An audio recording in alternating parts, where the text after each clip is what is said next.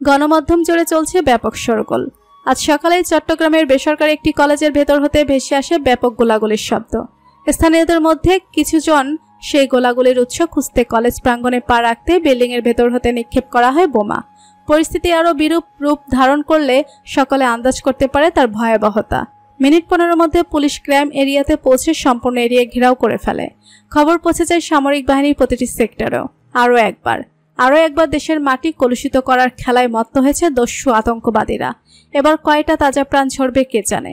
Headquarter অফিসারটার পরিবেশ আজ বেশ গরম। সকলে তস্ত্র পায়ে দৌড়াদৌড়ি করছে। স্পেশাল টিমের মেজর এবং 7 জন লেফটেন্যান্ট মিটিং রুমে সম্পূর্ণ তৈরি হয়ে উপস্থিত রয়েছে। অপেক্ষা কেবল একটা অর্ডারের। লেফটেন্যান্ট কর্নেল জুলফিকার মুস্তফা এবং আরও উচ্চপদস্থ লোকেরা উপস্থিত মিটিং রুমে। কন্ট্রোল রুম হতে তাদের কাছে খবর এসেছে কলেজের 2য় বর্ষের বিজ্ঞান বিভাগের শিক্ষার্থীদের আজ শিক্ষা সফরে যাওয়ার কথা ছিল। বাকি সব শিক্ষার্থীদের জন্য কলেজ বন্ধ ছিল আজ।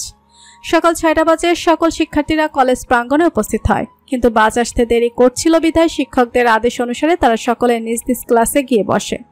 সকাল 7টা বাজে বাস এসে উপস্থিত হয় কলেজ প্রাঙ্গণে। তবে কিছু বুঝে ওঠার আগেই বাসের ভেতর হতে একদল যুবক কলেজ গেটের দারোয়ান সহ কিছু সংখ্যক শিক্ষকদের উদ্দেশ্যে নাম না জানা বিদেশি অস্ত্র দ্বারা গুলি ছুড়ে। মুহূর্তে কলেজের ভেতর অবস্থানরত শিক্ষক ও শিক্ষার্থীরা আতঙ্কিত হয়ে পড়ে। তারা বেরোনোর পূর্বে অস্ত্রধারীরা কলেজের দালানের ভেতর প্রবেশ করে। অস্ত্রধারী যুবকদের একদল দ্রুত চলে যায় শিক্ষক ও শিক্ষার্থীদের জিম্মি করার উদ্দেশ্যে এবং বাকি একদল দালানের সকল প্রবেশদ্বার রুদ্ধ করে দিতে মনোনিবেশ করে। খবরটুকু শুনতেই জুলফিকারের বুক মোচড় দিয়ে ওঠে। এই কলেজেরই 2য় বর্ষের বিজ্ঞান বিভাগে নিশা অধ্যয়নরত। নিশা যদি এখন হসপিটালাইজ না থাকতো তাহলে আজ ওই জিম্মি শিক্ষার্থীদের একজন তার মেয়েও হতে পারত। ভাবনাটা মনে উকি দিতেই জুলফিকার দাঁত চিবিয়ে বলে ওঠে, জানোয়ারের বাচ্চারা এবার শিক্ষার্থীদের টার্গেট করেছে। সাইফ রাগচটা স্বভাবের। এই পরিস্থিতিতে তার রাগ আরো তুঙ্গে। সে তুখুড় গলায় বলে ওঠে, স্যার আপনি অর্ডার দিন, শুধু আমরা স্পেশাল টিম কেবল আপনার অর্ডারের অপেক্ষায় রয়েছি। ওদের নিশ্চিহ্ন করে দেব আমরা দেশের মাটি থেকে। কর্নেল জুবায়ের শিকদার ঠান্ডা গলায় বলে ওঠে, তোমাদের প্রতি বিশ্বাস আছে আমাদের, তবে কিছু জিনিস মাথায় রাখতে হবে। আগে সেখানে পৌঁছে পরিস্থিতি বুঝবে, পরিস্থিতি না বুঝে এবং অর্ডার ব্যতীত কোনো পদক্ষেপ নেবে না। আর সবথেকে গুরুত্বপূর্ণ বিষয় হলো আতঙ্কবাদীদের মৃত নই, জীবিত চাই আমরা। ওরা মরে গেলে ওদের সঙ্গ সম্পর্কে কিছু জানার সুযোগ হাতছাড়া হয়ে যাবে আমাদের। যতক্ষণ না পরিস্থিতি খুব বিগড়ে যাবে ততক্ষণ ফায়ার করবে না। প্রতিটা জিম্মি এই বাংলার তরুণ প্রাণ, ওদের জীবন অনেক মূল্যবান, বিষয়টা মাথায় রাখবে। দুর্জয় পাথরের মূর্তির ন্যায় স্থির দাঁড়িয়ে থেকে জবাব দেয়, রজার দ্যাট স্যার। দুর্জয় যাওয়ার পর থেকে বানের ঠায় বিছানায় ঘাপটি মেরে বসে আছে। হৃৎপিণ্ড প্রবল গতিতে লাফাচ্ছে। মেয়েটাকে নিয়ে বড্ড চিন্তা হচ্ছে তার। বন্নি নিশ্চয়ই তার মাম্মার পথ চেয়ে আছে। নাস্তাটাও মুখে তুলেছে কিনা কে জানে। আচ্ছা, হিরণ বানের প্রতি রাগটা মেয়ের সামনে প্রকাশ করবে না তো? বন্নিকে ঘিরে নানা রকম দুশ্চিন্তায় বানের মন ছটফট করছে। মুক্তির প্রশান্তিটাও তার কাছে তেতো ঠেকছে। বানি বিড়বিড়িয়ে বলে ওঠে, মাম্মা তোমাকে ভুলে যায়নি মা। ওই আজাব থেকে আমাদের একসঙ্গে পালানো সম্ভব ছিল না। মাম্মা তোমাকে প্রমিস করছি যত দ্রুত সম্ভব তোমাকে ওখান থেকে নিয়ে আসবো। আমার বুকে লুকিয়ে রাখবো তোমাকে। বানির কথা শেষ হতে না হতেই কলিং বেলটা শব্দ তুলে বেজে ওঠে। বানি ভূতে হয়। এই মুহূর্তে কি এলো? দুর্জয় না চলে গিয়েছে? সে ছাড়া আর কে আসতে পারে? হিরণ নয় তো? ভয়ে চেকে ধরে বানিকে। দুর্বল শরীর টেনে সে ধীর পায়ে বিছানা ছেড়ে নামে। বিড়াল ছানার মতো কদম ফেলে বেরিয়ে আসে বেডরুম হতে। চারিদিকটা পরখ করতে করতে কলিং বেলের শব্দ অনুসরণ করে সে মেইন দরজার কাছে পৌঁছে যায়। দরজার মধ্যখানে একটা পিপ হোল দিয়ে বাইরে তাকাতেই সে দেখতে পায় ক্লিন শেপ করা চিকন দেখতে একটা আগন্তুক ছেলে দাঁড়িয়ে আছে দরজার অপর প্রান্তে। বানি কাপা কাপা স্বরে প্রশ্ন করে, কে? অপর প্রান্ত হতে স্পষ্ট এবং পরিষ্কার গলায় সেই যুবক উত্তর দেয়, ম্যাডাম, আমি সেকেন্ড লেফটেন্যান্ট ইলিয়াস কাঞ্চন বলছি। আমি আপনার নিরাপত্তার দায়িত্বে আছি। দুর্জয় স্যারের অর্ডার অনুযায়ী আমি আপনার জন্য নাস্তা নিয়ে এসেছি। দুর্জয়ের নাম শুনে মৃদু ভরসা খুঁজে পেলেও রানীর রিস্ক নেয় না। সে আশেপাশে খুঁজে ব্যস্ত পায়ে রান্নাঘরের দিকে এগোয়। রান্নাঘর হতে একটা ছুরি হাতে বেরিয়ে এসে দরজার কাছে এগোয় সে। মনে মনে দোয়া পড়তে পড়তে দরজাটা সামান্য খুলে বাইরের দিকে উকিয়ে দেয় সে। সাথে সাথে দরজার বাইরে দাঁড়িয়ে থাকা ছেলেটা তার দিকে একটা পলিথিনের প্যাকেট এগিয়ে দিয়ে বলে, ম্যাডাম, নাস্তা করে ওষুধ খেয়ে নেবেন। আর স্যার বলেছেন আপনি যে রুমে আছেন সেই রুমের কাবার্ডে ওনার মায়ের কিছু জামা আছে। আপনার অসুবিধা না হলে বলেছে সেগুলো আপনি ইউজ করতে পারেন। কাটকাট গলায় বলা ছেলেটার কথা শুনে বানি অবাক হয়। ধীর গলায় বলে, আচ্ছা। দরজা লক করে ভেতরে এসে টেবিলের উপর পলিথিনটা রাখে বানি। পলিথিনের ভেতর হতে বেরিয়ে আসে একটা পাউরুটির প্যাকেট, একটা নিউটেলা জার, একটা জ্যামের জার এবং 1 ডজন কলা ও আপেল। বানি থম মেরে একটা চেয়ার টেনে বসে রয়। ইলিয়াস কাঞ্চন নামক ওই সেকেন্ড লেফটেন্যান্টের কথাটা তার মাথায় ঘুরছে। দুর্জয় বাণীকে নিজের মায়ের শাড়ি ইউজ করার পারমিশন দিয়েছে, বিষয়টা অবিশ্বাস্য বটে। দুর্জয় নামক একগুঁয়ে ছেলেটা আজকাল শেয়ারিং করাও শিখে গিয়েছে। ডাইনিং রুমটা হতে চারিদিকটা আরেকবার চোখ বুলিয়ে দেখে বাণী। একটা ডাইনিং, একটা বসার ঘর, একটা রান্নাঘর এবং 3টা বেডরুম। 2টো বেডরুমের একটাই এতক্ষণ বাণী ছিল এবং অপর বেডরুমটাও খোলা দেখা যাচ্ছে, কিন্তু বসার ঘরের অপর পাশে থাকা রুমটার দরজা লক দেখা যাচ্ছে। বাণীর মনে প্রশ্ন জাগে, রুমটা লক করে রাখা কেন? সম্পূর্ণ কলেজের বিল্ডিংটায় বোম সেট করে ফেলেছে আতঙ্কবাদীরা। বহিরাগত কেউ প্রবেশ করার চেষ্টা করতে গেলেই সাথে সাথে এক্সপ্লোশন হয়ে মারা পড়বে। প্ল্যান ম্যাপ অনুযায়ী সম্পূর্ণ বিল্ডিংটা নিজেদের আয়ত্তে নিয়ে এসেছে আব্রাহাম। শেষ ছাদের দরজাটার এখানে বোম সেট করে উঠে দাঁড়াতেই একজন যুবক আব্রাহামের পেছনে দাঁড়িয়ে বলে, ভাই, সব জিম্মিদের তো তলার অডিটোরিয়ামে একত্রিত করেছি। আব্রাহাম উঠে দাঁড়িয়ে হাত ছেড়ে বলে, পুরো বিল্ডিং তালাশ করেছিস? আর কি অবশিষ্ট নেই তো? না ভাই। আব্রাহাম বলে, চল তাহলে স্টুডেন্টসদের ক্লাস নেওয়া যাক তাহলে। আব্রাহামের কথার পিঠে হাসি ফুটে ওঠে সেই যুবকের মুখে। অডিটোরিয়াম জুড়ে প্রায় 50-এর উপর আতঙ্কিত মুখ বসে আছে ফ্লোরে। সকলেই তাকিয়ে আছে মাস্ক পরিহিত অস্ত্রধারী যুবকদের পানে। কেউই জানে না কি এদের উদ্দেশ্য। সাধারণ শিক্ষার্থীদের জিম্মি করে এরা কি বা হাসিল করতে পারবে। জিম্মিদের মধ্যে রয়েছে কেবল একজন মহিলা শিক্ষক। তিনি ভয় মিশ্রিত সুরে একজন আতঙ্কবাদীর উদ্দেশ্যে প্রশ্ন ছুড়ে, আমাদের বন্দি করেছেন কেন? শিক্ষিকা সে প্রশ্নের পিঠে আতঙ্কবাদীরা বিশ্রী ভঙ্গিতে হাসে। ঠিক সেই মুহূর্তে দরজা হয়ে বিশাল অডিটোরিয়াম প্রবেশ করে মাস্ক, কালো টি শার্ট, প্যান্ট এবং লেদারের জ্যাকেট পরিহিত এক যুবক। তার পিছু পিছু আরও 2জন যুবকও অডিটোরিয়ামে প্রবেশ করে। সকল জিম্মিদের দৃষ্টি স্থির হয় দরজার দিকে। আব্রাহাম বিশাল রাইফেলটা পাশের এক যুবকের হাতে ধরিয়ে দিয়ে নিজের কালো প্যান্টের পেছন হতে একটা পিস্তল বের করে। পিস্তল বের করতে দেখে এক মুহূর্তের জন্য সকল জিম্মিরা ভয়ে চিৎকার করে ওঠে, কিন্তু মাস্ক পরিহিত সেই তীক্ষ্ণ দৃষ্টির যুবকটা তাদের দিকে তাকাতেই তাদের গলার স্বর হারিয়ে যায়। আব্রাহাম মাঝামাঝি অবস্থিত একটা চেয়ারে পায়ের উপর পা তুলে বসে গম্ভীর স্বরে শুধায়, গুড মর্নিং স্টুডেন্টস। তার চোখের অচেনা সেই দৃষ্টি এবং রাজভারী গলার স্বর শুনে জিম্মিদের মধ্যে হতে একজন কিশোরী বিস্ময় মিশ্রিত সুরে উচ্চারণ করে, আব্রাহাম। পিনপতন নীরবতাপূর্ণ রূপে সেই ক্ষীণ আওয়া বেশ স্পষ্ট শোনা যায়। আব্রাহামের দৃষ্টি গিয়ে ঠেকে জিম্মিদের মধ্যে কলেজ ইউনিফর্ম এবং তার উপর একটা জ্যাকেট পরে থাকা রমণীর দিকে। দৃষ্টি মিলন হতেই রমণীর বুকে যেন কেউ ছুরি চালায়। সে কোনো কিছুর পরোয়া না করে উঠে দাঁড়ায়। সাথে সাথে আব্রাহাম ব্যতীত উপস্থিত সকল আতঙ্কবাদীরা তার দিকে রাইফেল তাক করে ধরে। রমণীর সহপাঠীরা ফিসফিসিয়ে তাকে বলতে থাকে বসে পড়ার জন্য, কিন্তু রমণীর কানে পৌঁছায় না কোনো সতর্ক বার্তা। সে অবিশ্বাস্য দৃষ্টি মেলে এগিয়ে যায় আব্রাহামের দিকে। আব্রাহাম পায়ের উপর রাখা পাটা নামায়, সোজা হয়ে বসে সে। রমণী ঠিক তার সামনে এসে হাঁটু গেড়ে বসে পড়ে। অবিশ্বাস্য চোখ জোড়া জলে টইটুম্বুর হয়ে রয়েছে। চরম দুঃসাহসিকতা দেখিয়ে রমণী হাত বাড়িয়ে একটানে আব্রাহামের মুখের মাস্কটা খুলে ফেলে। সম্পূর্ণ মুখশ্রী উন্মোচিত হতে রমণীর জলে টইটুম্বুর চোখ জোড়া হতে অশ্রু গড়িয়ে পড়ে। চেনা মুখটার সঙ্গে এই পরিস্থিতিতে সাক্ষাৎ হওয়ায় রমণীর বুকের পাঁজরে যেন টান পড়ল। রমণীর বিস্ময় ভরা ছলছল দৃষ্টি সে মুখপানে চেয়ে বলে ওঠে, এটা ছিল তোমার সারপ্রাইজ।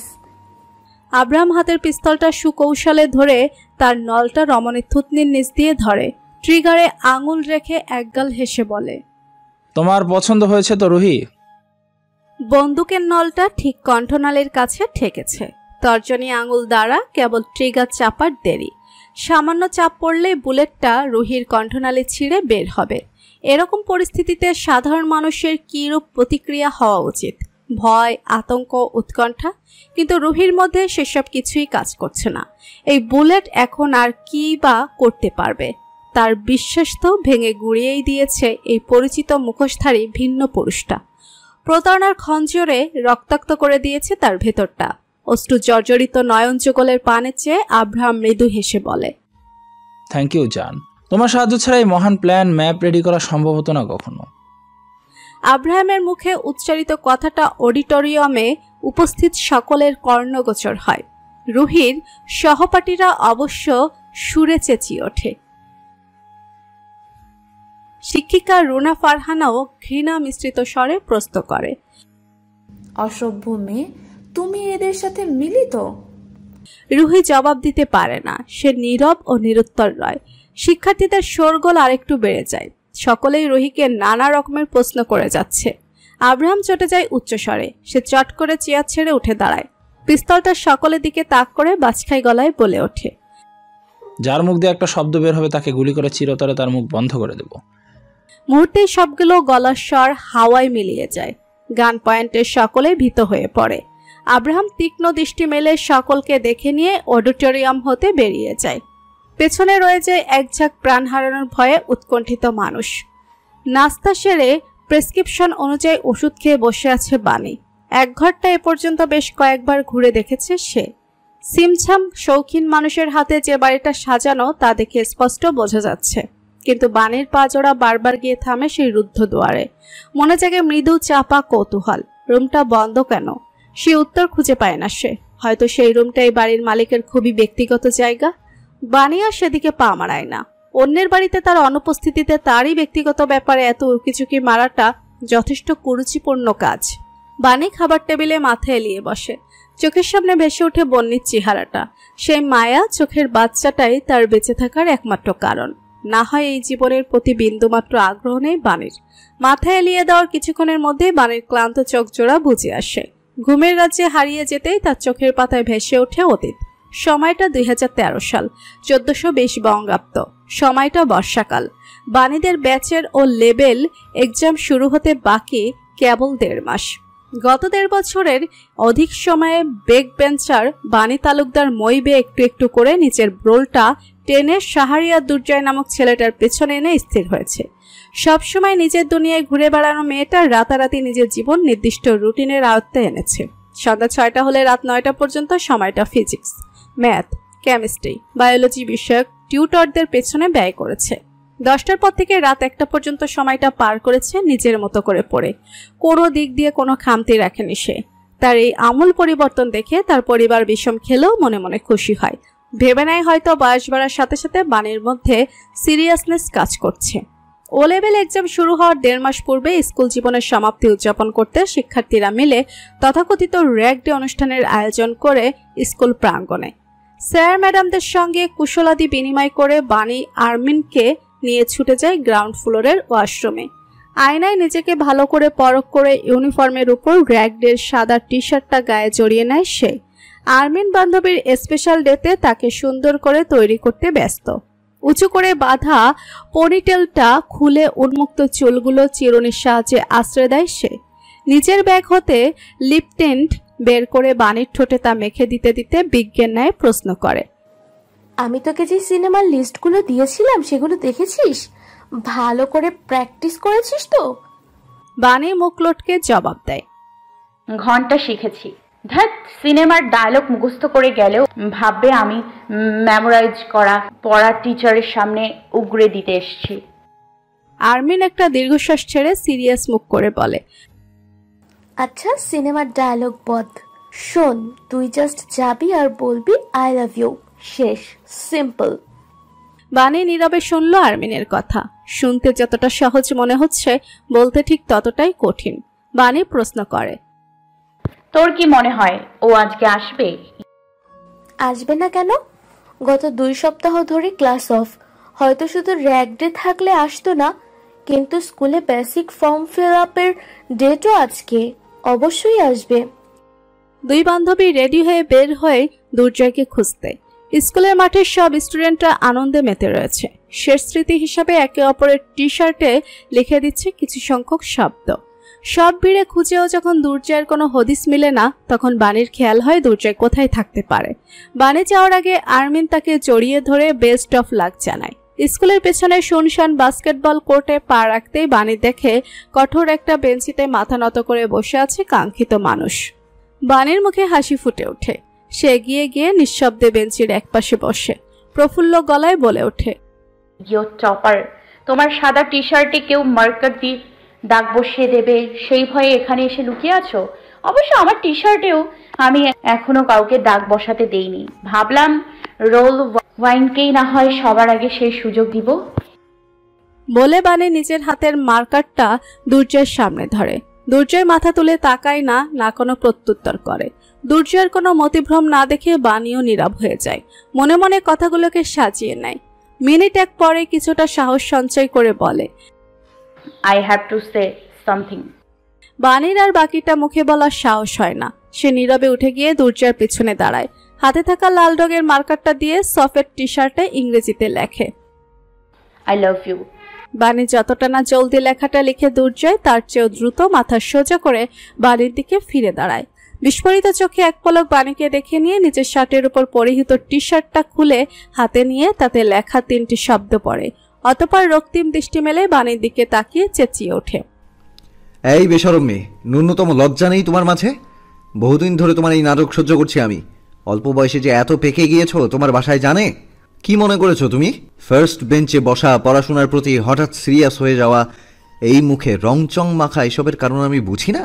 আমাকে ইমপ্রেস করার জন্য এত পরিশ্রম, অথচ আমি শুরু থেকেই তোমার প্রতি বিরক্ত। এটা বোঝার মতো সামান্য কমন সেন্স তোমার মধ্যে কাজ করে না। তুমি রিলেটেড প্রতিটা বিষয়ই আমার কাছে খুব খুব বিরক্তিকর লাগে।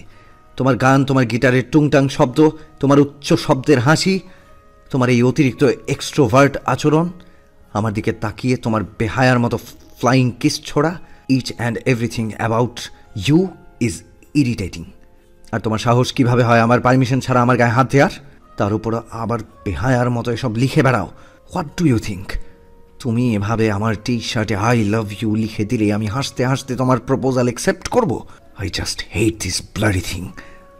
কথাটুকু শেষ করতে না করতেই দুর্জয় নিজের হাতের টি শার্টটি দু হাতে টেনে হিস্ট্রে ছিঁড়ে ফেলে। তার দু চোখ ঠিকরে যেন আগুন বের হচ্ছে, নিঃশ্বাসের গতি এলোমেলো।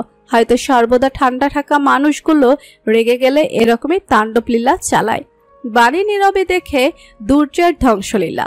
অপমানে থমথমে মুখশ্রী কালো হয়ে গিয়েছে ইতিমধ্যে। চোখে জমে থাকা অশ্রু গড়িয়ে পড়ার সুযোগ খুঁজছে কেবল, কিন্তু বাণী সে সুযোগ দেয় না। আর এক মুহূর্ত দাঁড়ায় না সে, দৌড়ে কাউকে কিছু না বলে সেখান থেকে প্রস্থান করে। সাইকেলের গতি বাড়িয়ে পৌঁছে যায় বাসায়। সবার অগোচরে বাসায় প্রবেশ করতে চাইলেও হঠাৎ একজন যুবক এসে তাকে টেনে বসার ঘরে নিয়ে যায়। প্রফুল্ল গলায় জানায়, I have a good news. বাণীকে নিরুত্তর তাকিয়ে থাকতে দেখে যুবক হেসে জানায়, আমি কানাডায় যে ইউনিভার্সিটির জন্য অ্যাপ্লাই করেছিলাম সেখান থেকে মেল এসেছে। I am going to Canada now. যুবকের কথা যেন বাণীর বুকের দাউ দাউ করে আগুনে কিছুটা ঘি ঢালে। তার কাছে অসহ্যকর ঠেকে সবকিছু। দুর্জয় নামক সেই ছেলে, সায়ানা নামক নিজের এই বড় ভাই, সবার কথাগুলো যেন কেবল তাকে কষ্ট দেওয়ার উদ্দেশ্যে। বাণী মা বাবা ভাইয়ের আনন্দের মজলিস ছেড়ে নিজের রুমে এসে দরজা লাগিয়ে দেয়। বিছানার দিকে এগোতে নিলেই তার চোখে পড়ে বিছানার এক কোণে রাখা তার কালো রঙা গিটারটা। সাথে সাথেই তার মনে পড়ে যায় দুর্জয়ের বলা সেই কথাটা, তোমার গিটারের টুংটাং শব্দ, তোমার গান, everything about you is irritating. বাড়ির দুঃখগুলো ক্রোধের রূপ নেয়। রাখবে না সেই গিটার, ছুঁড়ে ফেলে দেবে। গাইবে না আর কোনো গান, ছেড়ে দিবে চিরজীবনের জন্য। আজকের এই দিনটা সে নিজের জীবনের স্মৃতিপাতা হতে ছিঁড়ে ফেলে দেবে। আচমকা কলিং বেলের শব্দে বাণীর তন্দ্রা কেটে যায়। বেরিয়ে আসে অতীতের পাতা থেকে। পুরনো স্মৃতিচারণে তার বুক চিরে বেরিয়ে আসে দীর্ঘশ্বাস। কিছু পাতা কখনো জীবন থেকে মুছে ফেলা যায় না। শাহরিয়ার দুর্জয় ও বাড়ির জীবনের সেরকমই এক অধ্যায়। রহিদের শিক্ষিকা রুনা ফারহানা 32 বছর বয়সী এক নারী। এক সন্তানের জননে এই নারী দ্বিতীয়বারের মতো অন্তঃসত্ত্বা। 1 মাস হয়েছে তিনি জানতে পেরেছেন এই ব্যাপারটা, সবেমাত্র 4 মাস। সামনের মাস থেকে উনি চাকরিটা ছেড়ে দিতেন, কিন্তু এসবের মাঝে এরকম একটা পরিস্থিতির সম্মুখীন হতে হবে কে জানত। বিপদ কি আর বলে কয়ে আসে? উত্তাপবিহীন দুপুরটা আজ অন্য দিনের মতো স্বাভাবিক নয়।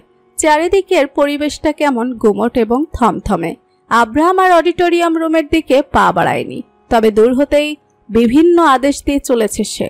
যেই আদেশ অক্ষরে অক্ষরে পালন করছে অন্য আতঙ্কবাদীরা, যার মধ্যে অন্যতম হলো প্রতিটা কাচের জানালাই ঢেকে দেওয়া হয়েছে মোটা কাপড়ের পর্দা দ্বারা, যেন বাহির হতে কেউ তাদের গতিবিধি পর্যবেক্ষণ করতে সক্ষম না হয়। পুরো অডিটোরিয়ামে সবাই যখন একসঙ্গে জোড়া হয়ে বসে একে অপরকে সাহস ও ভরসা জুগিয়ে যাচ্ছে, ঠিক সেই মুহূর্তে অডিটোরিয়ামের এক কোণে মাথা নত করে অন্যদিকে ফিরে বসে আছে এক রমণী, সবার থেকে বিচ্ছিন্ন।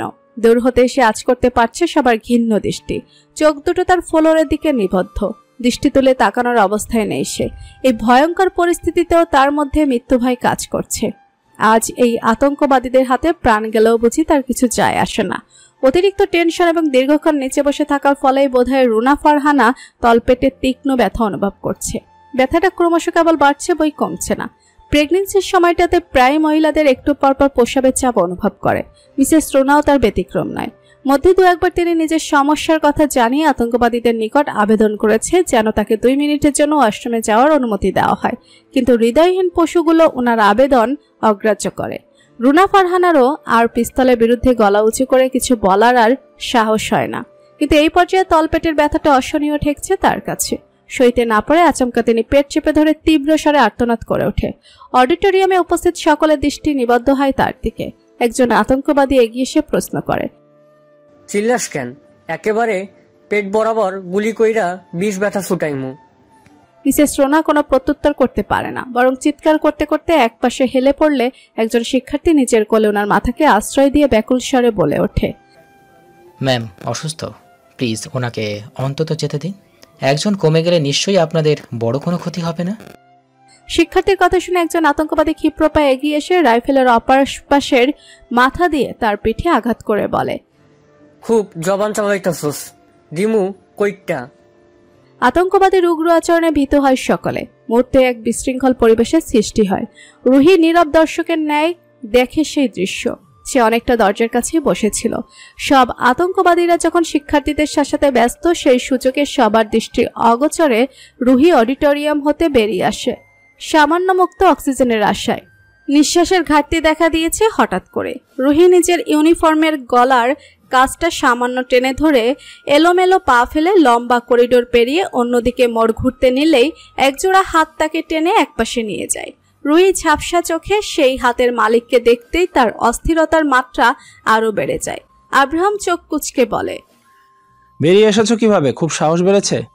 প্রতি পদে এখানে বোম সেট করা, সামান্য এদিক সেদিক হলেই তোমার শরীর টুকরো টুকরো হয়ে যাবে। রুহি আব্রাহামের কথায় গুরুত্ব দেয় না। সে বুক টেনে নিঃশ্বাস নিতে নিতে আবার পা বাড়াতে নিলেই আব্রাহাম ফের তার হাত টেনে ধরে, ধমকের সুরে বলে, সমস্যা কি তোমার? কি করতে চাইছো? রুহি অস্পষ্টই গলায় বলে, ওয়াশরুম যাব। আব্রাহাম মিনিট এক রুহির অবস্থা পর্যবেক্ষণ করে তার হাত ধরে বলে, ছুটে পালানোর চেষ্টা করবে না। আমি যেখানে সেখানে পা রাখবো সেই পথ অনুকরণ করে আসো। মুখে পানির ছাপটা মারতে সামান্য ধাতস্থ হয় রুহি। সিঙ্কের পানি ছিটে এসে তার ইউনিফর্মের অনেকটাই প্রায় ভিজে গিয়েছে, তবুও সেদিকে মাথা ব্যথা নেই তার। এতক্ষণে দলা পাকিয়ে গলায় আটকে থাকা কান্না এবার বুক চুড়ে বেরিয়ে আসে। বেসিনের দুপাশে হাতে ভর দিয়ে মাথা নত করে ফুফিয়ে কেঁদে ওঠে সে। কত রাত সেই মানুষটার সাথে নিজের কলেজের প্রতিটা কোণা নিয়ে গল্প করে বেরিয়েছে সে। মন খোলা রুহি যদি খুনাক করেও টের পেত প্রতারকটার উদ্দেশ্য, তাহলে হয়তো নিজের মুখেও মনে তালা মেরে রাখত। এতগুলো প্রাণ আজ যেই বিপদে পড়েছে, সেই বিপদের একাংশের জন্য হলেও রুহি নিজেকে দায়ী অনুভব করছে। এতগুলো মানুষের প্রাণের দায় বয়ে তো সে পরপরেও শান্তি পাবে না। এপারের লোকে তাকে লানত দিবে, সেই ভাবনা মাথায় উকিয়ে দিতে রুহি এবার কাঁদতে কাঁদতে কপাল চাপড়ে ওঠে। সব তার দোষ। একজন আতঙ্কবাদীকে হৃদয়ে জায়গা দেওয়ার কি কোনো শাস্তি আছে আইনে? যদি থেকে থাকে তবে সেই শাস্তি ঠিক কতটা ভয়ঙ্কর। বাথরুমের খোলা দ্বারের সামনে পাথরের মূর্তির ন্যায় দাঁড়িয়ে সেই দৃশ্য দেখছে আব্রাহাম। না এগিয়ে যাচ্ছে মিছে প্রেয়সীর কান্না মুছতে, আর না তাকে কোনো ধরনের তাড়া দেখাচ্ছে। মিনিট খানেক পর রুহি নিজেই নিজেকে সামলে নেয়। রক্তিম চোখের অশ্রু মুছে পানির কলটা বন্ধ করে সে শান্ত পায়ে এগিয়ে যায় আব্রাহামের দিকে। আব্রাহাম যাওয়ার জন্য পা বাড়াতে নিলে রুহি তার হাত ধরে বাধা দেয়। আব্রাহাম ভুরু কুচকে তাকাতেই রুহি অর্ধবেচর দেহটা আরেক পা এগিয়ে নিয়ে ধীরগতিতে আব্রাহামের বুকের ঠিক বাঁ পাশটায় মাথা গুঁজল। সারা জীবন বহু পরিস্থিতির সম্মুখীন হয়েছে আব্রাহাম, কিন্তু এরকম বিস্ময়কর পরিস্থিতিতে আগে কখনো পড়েনি সে। নিজের সকল কীর্তিকলাপের পর রুহির এমন কাণ্ডের কোনো অর্থবহ মানে খুঁজে পায় না সে। আব্রাহামের এসব ভাবনার মাঝেই তার বুকের বাঁ পাশ হতে থমথমে নারীস্বর বলে ওঠে, শেষবারের মতো তোমার হৃদস্পন্দন শোনার লোভ সামলাতে পারলাম না, কিন্তু আফসোস আজকে এই বুকের মাঝে শুধু একজনের প্রতারকের হৃদস্পন্দন শুনতে পাচ্ছি আমি। তন্ডা ভাবটা কেটে যেতেই বাণীর কানে ভেসে আসে আরো 2-1 কলিং বেলের শব্দ। বাণী দরজার পিপ হোল দিয়ে তাকাতেই দেখে সকালের সেই মুখটা। Second lieutenant Ilias Kanchan. এবার আর বাণী তেমন একটা ভয় পায় না, বরং স্বাভাবিকভাবেই দরজা খুলে। ইলিয়াস কাঞ্চন কোনো ভনিতা না করে একটা প্যাকেট এগিয়ে দিয়ে বলে ওঠে, ম্যাডাম আপনার লাঞ্চ। বাণী নীরবে প্যাকেটটা নিয়ে বাহিরের দিকে উকি মারে। দূর হতে সে দেখতে পায় উঠোনের ওদিকটায় আরো 2জন কাট চেহারা যুবককে দেখা যাচ্ছে। সেই পানে তাকিয়ে থেকে বাণী ইলিয়াসকে প্রশ্ন করে, আপনারা খেয়েছেন? ইলিয়াস কাঞ্চন ইঞ্জিন দ্বারা চালিত রোবটের ন্যায় জবাব দেয়, না ম্যাডাম। বাণীর অদ্ভুত মায়া লাগে। ছেলেগুলো সকাল থেকে বাহিরে দাঁড়িয়ে তাকে পাহারা দিচ্ছে। ওদের উঠোনে চেয়ার পেতে বসতে দিলে কেমন হয়, কিন্তু মনের ভাবনাটার প্রকাশ করার সাহস পায় না বাণী। এটা তার নিজের বাড়ি নয়, অন্যের বাড়ি। বাড়ির মালিকের অনুমতি ব্যতীত তার ঘরের আসবাবপত্র হাত দিতেও বাণীর মনে সায় দেয় না। তাই সে কেবল বলে, আপনারাও খেয়ে নিন। Okay madam. বাণী দরজা ভিড়িয়ে দিতে নিলেই ইলিয়াস কাঞ্চন ফের বলে ওঠে, ম্যাডাম। বাণী প্রশ্নবোধক দৃষ্টি মেলে তাকাতে ইলিয়াস একটা খাম এগিয়ে দিয়ে বলে, আপনার জন্য। বাণী উৎসুক দৃষ্টি মেলে খামটা হাতে নেয়। দরজাটা লক করে সেই খাম হাতে বসার ঘরে গিয়ে একটা সোফায় বসে খামটার উপরে কিছু লেখা নেই, নাম পরিচয়হীন। সম্পূর্ণ খামটা খুলতেই ভিতর থেকে বেরিয়ে আসে একটা ভাঁজ করা সফেদ কাগজ। বাণী ধীর হাতে কাগজের ভাঁজ খুলে। সঙ্গে সঙ্গে সে দেখতে পায় সম্পূর্ণ কাগজ জুড়ে বহু পরিচিত একজন হাতের লেখা। বাণী নীরবে পড়তে শুরু করা, বাণী তালুকদার। এই মুহূর্তে হেডকোয়ার্টারে একটা নীরব রুমে এই কাগজ এবং কলম হাতে বসে আছি আমি। যুদ্ধের ঘণ্টা বেজেছে। সেই যুদ্ধক্ষেত্রে যাওয়ার ঠিক আগ মুহূর্তে আমার মনে পড়ল তোমার সঙ্গে একটা জরুরি হিসেব মেটাতে হবে আমায়। সেজন্য ঘড়ি ধরে ঠিক 5 মিনিট সময় চেয়ে নিয়ে এই নীরব রুমে ছুটে এসেছি। কাগজ কলম হাতে নিয়ে লিখতে বসেছি। 11 বছর আগে স্কুল ব্যাকফিল্ডের বাস্কেটবল কোর্টে দাঁড়িয়ে আমি তোমাকে অনেকগুলো কথা বলেছিলাম। যথেষ্ট দুর্ব্যবহার করেছি সেদিন তোমার সাথে। এই উপলব্ধিটা আমি সেদিনই করতে পেরেছিলাম, কিন্তু তোমার সাথে আর কখনোই আমার দেখা হয়নি। না পেয়েছি ক্ষমা চাওয়ার সুযোগ। তাই আজ বলছি আমার সেদিনের ব্যবহারের জন্য আই এম সরি। বাণী, এই 11 বছরে বহু কিছু বদলেছে। দুটো আলাদা পথের পথিক আমরা, কিন্তু there is something like called destiny. আলাদা পথের 2 পথিক হওয়া সত্ত্বেও মহান আল্লাহ বারবার আমাদের এক মোড়ে এনে সাক্ষাৎ ঘটিয়ে দিচ্ছে। বিষয়টা নেহাতি কাকতালীয় নাকি ওনার মর্জি তা আমার জানা নেই। যেখানে যাচ্ছি সেখান থেকে ফেরার সম্ভাবনা কত দূর তাও আমার জানা নেই। কিন্তু যদি আল্লাহ হায়াত রাখেন এবং আমি ফিরে আসি, তবে আমি নিজের প্রশ্নের উত্তর আদায় না করে তোমাকে যেতে দিব না। আর থাক, আমার 5 মিনিট প্রায় ফুরিয়ে এলো। তাই এখানেই এই চিঠির সমাপ্তি টানছি। ইতি মেজর শাহরিয়ার দুর্জয়। টানা হাতের লেখার ছোট ছোট শব্দগুলোই আরেকবার চোখ বুলায় বাণী। তার জন্য বিশ্বাস করতে কষ্ট হচ্ছে খুব। দুর্জয় ক্ষমা চেয়েছে। আত্মগরিমায় ভরপুর মানুষটা ক্ষমা চাইতেও জানে। অবশ্যই সরিটা কি আসলেই গুরুত্বপূর্ণ ছিল? বাণীর তো মনে হয় না। তার মনে হয় দুর্জয়ের 11 বছর আগে বলা প্রতিটা কথা যথার্থ ছিল। আপন ভাবনাগুলো একপাশে রেখে বাণীর মস্তিষ্কে হঠাৎ বেজে ওঠে দুর্জয়ের লেখা চিঠির 3টি শব্দ। যুদ্ধের ঘণ্টা বেজেছে। কিসের যুদ্ধ? বাণী দ্রুত বসার ঘরে একবার চোখ বোলায়। একটা ছোট বেতের গোল টেবিলের উপর হতে রিমোটটা হাতে নিয়ে টিভি অন করে, কিন্তু বেচারি নিরাশ হয়। টিভিতে ডিশের লাইনের সংযোগ নেই। বাণী রিমোট ছেড়ে দ্রুত উঠে দরজার কাছে এগিয়ে যায়। দরজা খুলে বাহিরে উকি দিয়ে মৃদুকম্পিত গলায় ডাকে, ইলিয়াস কাঞ্চন। ডাকতে দেরি, কিন্তু বান্দার হাজির হতে দেরি হয় না। রোবটের ন্যায় জবাব দেয়, জি ম্যাডাম, বলুন। এই বাসায় টিভিতে কেবল কানেকশন নেই, তাই নিউজ দেখতে পারছি না। বাইরে কিসের যুদ্ধ চলছে, কি হয়েছে আমাকে বলবেন? ইলিয়াস কাঞ্চনকে ভাবুক দেখায়। চট্টগ্রাম শহরের বুকের কালো অধ্যায়ের কথা ম্যাডামকে জানানোর আগে কি একবার স্যারের অনুমতি নেওয়া উচিত, কিন্তু সেই অনুমতি চাওয়ার সুযোগ তো আপাতত নেই। ভাবুক কাঞ্চন ফের তাকায় উদ্গ্রীব বাণীর মুখপানে। নীরব অডিটোরিয়ামে হুটহাট শোনা যাচ্ছে ক্ষীণ ফুঁপিয়ে কান্না করার শব্দ, কিন্তু তা বেশিক্ষণ দীর্ঘস্থায়ী হচ্ছে না। তার পূর্বেই অস্ত্রধারী আতঙ্কবাদীরা অস্ত্রের বলে সেই স্বরে মাটি চাপা দিয়ে দিচ্ছে। ভয়ে আতঙ্কিত মুখগুলো যখন প্রাণ শঙ্কায় ভীত, তখন সেই অডিটোরিয়ামের এক কোণে নির্জীব এক নারী দেহ অসাড় হয়ে ফ্লোরে পড়ে রয়। চেতনাহীন সেই রমণীকে দূর হতে সবার অগোচরে অতি সাবধানে পর্যবেক্ষণ করে চলেছে একজোড়া তীক্ষ্ণ ঈগল চোখ। এই মেয়েটাও ভীতু। অন্য সবার মতো দুর্বল, না হয় সামান্য এক কোপানোর দৃশ্য দেখে কেউ জ্ঞান হারায় নাকি? আব্রাহাম নিজের দৃষ্টি রুহির উপর থেকে সরিয়ে তাকায় অডিটোরিয়ামের ডান পাশে, যেখানে একটা নিথল লাশ পড়ে রয়েছে। লাশটা আর কারো নয়, বরং শিক্ষিকা রুনা ফারহানার। ভদ্রমহিলা পেট ব্যথায় তীব্র চেঁচামেচি করছিল। আব্রাহামের দলের এক রকচাটা সদস্য, যার নাম মবিন, সে মহিলা সেই চেঁচামেচি সহ্য করতে পারেনি। সোজা ধারালো এক অস্ত্র হাতে নিয়ে এসে মহিলার পিঠে ও বুকে কোপ বসায়।